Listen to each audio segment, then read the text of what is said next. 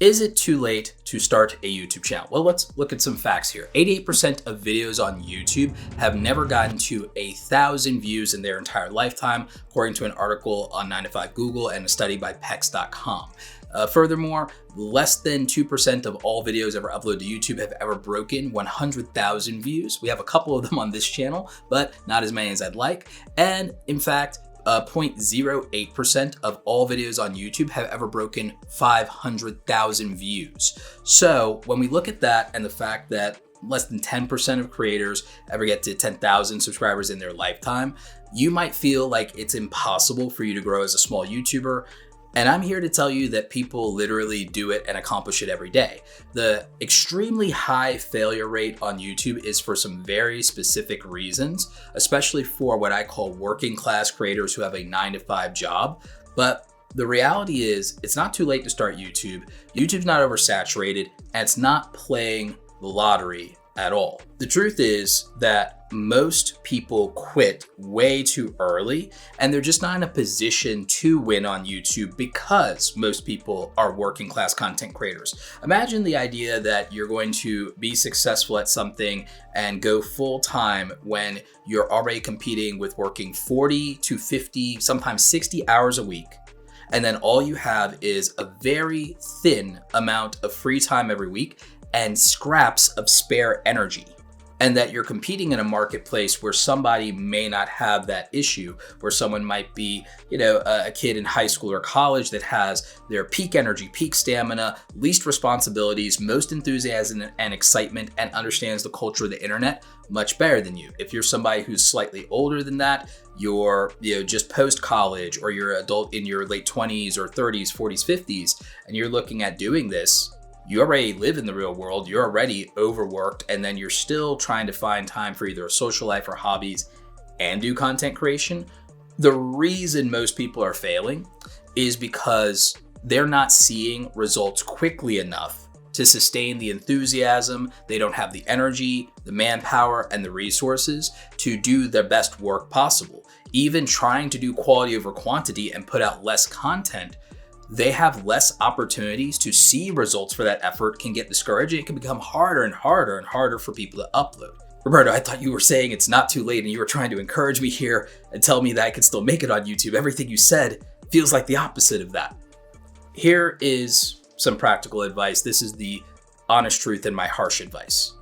What I would say in terms of why it's not too late to start a YouTube channel and to succeed is if you're willing to commit to it for the long term and take it very seriously.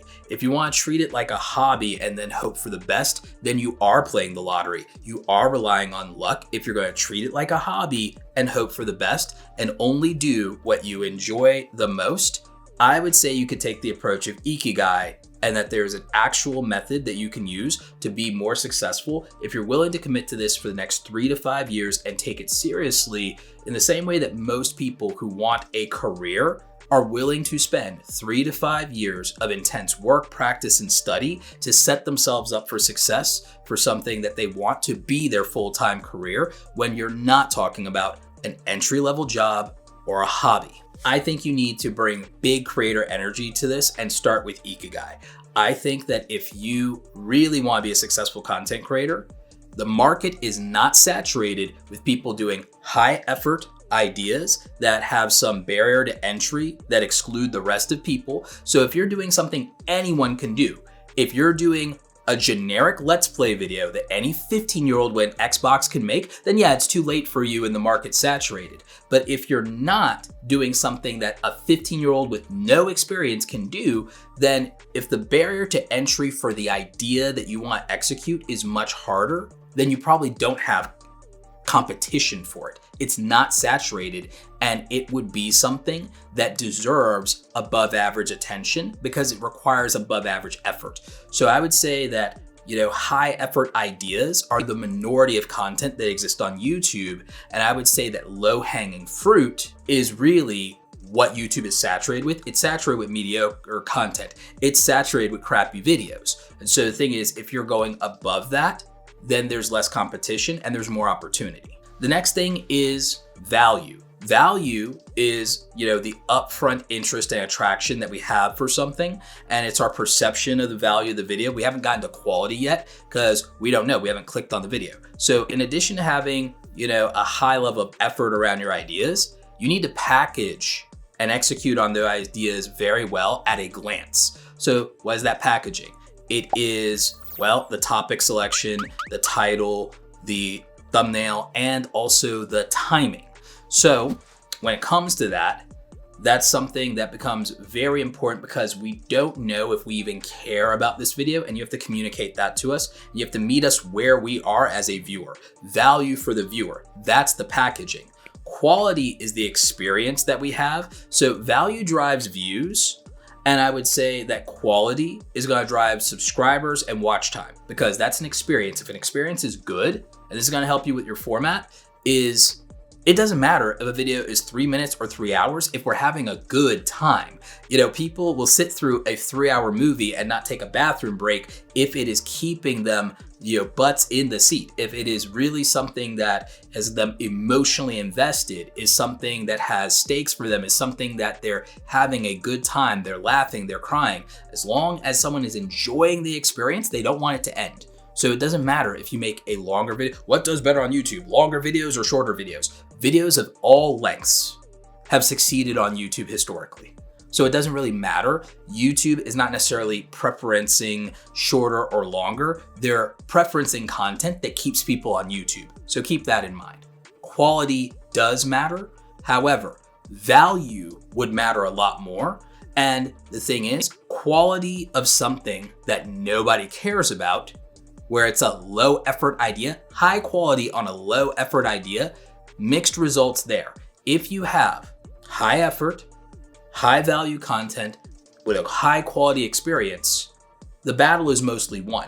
If you can also bring some kind of consistency to that, and not just consistency in upload frequency, but consistency in the value you deliver, consistency in maintaining the quality, consistent effort to the idea. If you can bring consistency across the board, consistency in your messaging, consistency in your tone, consistency in how you engage and interact and support your community. If you can be consistent, not ghost the audience, if they feel like you are present and that you are delivering for them on a regular basis, that they can rely on, if you have reliability, then that's going to do better than if you don't. It's also a matter of scale. If you have more of something that is in demand, if you can supply more of what's in demand, you're going to win more than someone who doesn't. And I know that people love the quality over quantity paradox in YouTube, but a working class creator usually cannot achieve that. A working class creator, even if they put 100 hours into a YouTube video, is not going to do better than a full-time YouTuber who puts 10 hours into that same video, because the effort is unequal. 100 hours of you running on fumes after 60 hours a week of work is not equal to someone having absolute focus and being a machine and being able to put 10 hours uninterrupted into a competing product. And so the thing is, there's a fallacy, there's a paradox around quality over quantity, and that doesn't acknowledge, in my opinion, in my belief, the working class content creator. And so I think that that's something that YouTubers, especially larger creators, don't talk about, or they don't have experience with, because a lot of them, I hate to say it, they were younger. They weren't working a 9-to-5 job full time before YouTube worked out for them. So a lot of times that advice is coming from that position, and it doesn't apply to that creator who had to work and do either a job or run a business outside of content creation and didn't have the luxury of being young and YouTube obsessed. It is what it is. I said what I said. So in that regard, my belief is that a working class content creator should optimize around the lifestyle they already have. I think that you should take your peak energy when you can, and that you should film when you have silence and you've had a good night's sleep and you don't have to go to work that same day. So mostly on your day off is when I think you should film the primary content.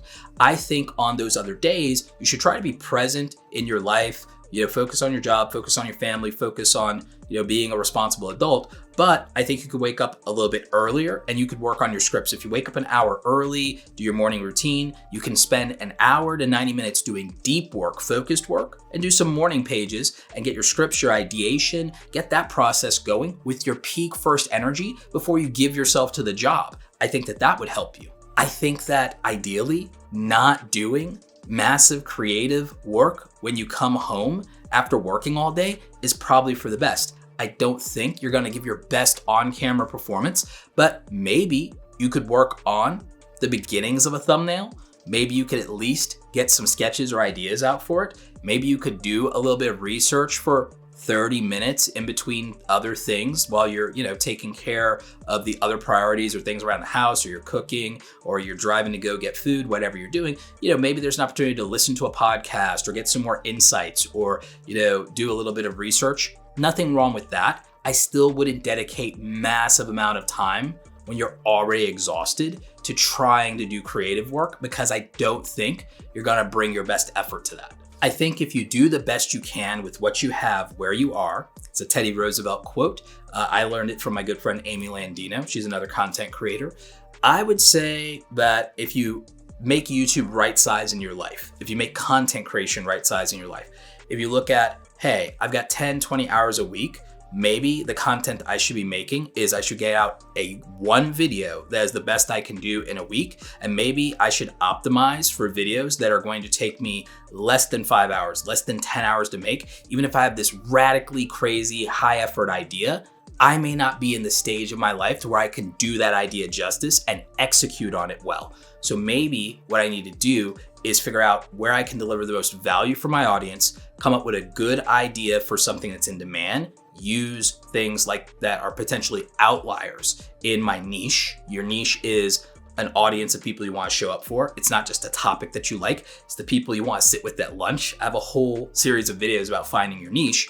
And again, I don't think it's just a topic. I think it's a community. I think it's the people that you want to show up for and that you can commit to and deliver for, and that you can serve best. That's what I think a niche is. So find a niche, find that audience avatar that you want to attract with your content and that you can attract with the value that you deliver for them.